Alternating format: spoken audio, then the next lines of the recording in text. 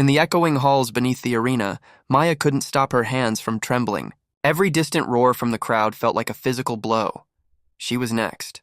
Her opponent was Kale, the prince whose summoned beasts were legend within the guild. How could her painting stand against real claws and teeth? She was startled by a voice at her shoulder. "You're thinking too much," Lynn said, pacing in front of her with a trademark smirk.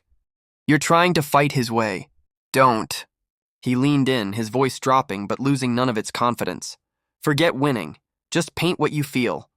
Scared? Good. Paint a giant 10-foot thick wall between you and him. Annoyed? Even better. Paint his shiny boots stuck in a foot of thick, gooey mud." He gestured wildly, as if painting a masterpiece of chaos in the air. Sinju stepped forward, his expression far more serious. He gently adjusted Maya's stance, grounding her. "He's not wrong for once," Sinju said, ignoring Lynn's indignant scoff. "Your power isn't about pretty pictures. It's about will. Your brush is just a focus. See the outcome in your mind, then make it real. Control the canvas of the world." Maya looked from Lynn's manic energy to Sinju's focused calm. She took a deep breath. Her name was called. With a firm nod to her guild masters, she walked into the light of the arena. Kale stood opposite her, a confident grin on his face. "Try not to make this too boring," he called out, and with a flourish summoned a massive, snarling manticore. The beast charged.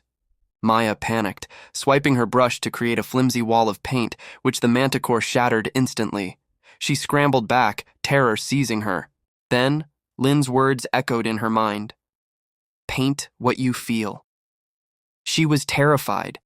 Closing her eyes, she whipped her brush, painting not a wall but the feeling itself. A thick, disorienting fog billowed from her brush, filling the arena.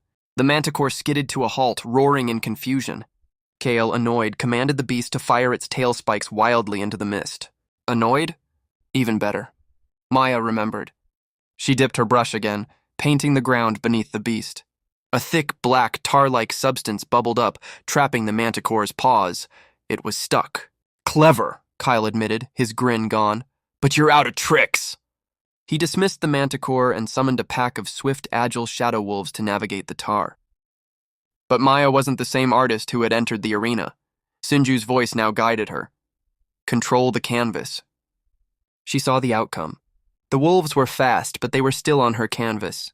With a final, grand series of strokes, she didn't paint something on the field. She painted the field itself. She painted a massive, shimmering cage of hardened light, which slammed down from above, perfectly trapping Kale and his entire pack. The crowd was stunned into silence, then erupted in cheers. Kale, looking up from inside the cage, simply stared for a moment before a slow, humbling smile spread across his face. He gave her a respectful bow. Maya stood, breathing heavily, her brush held steady, a true artist of reality.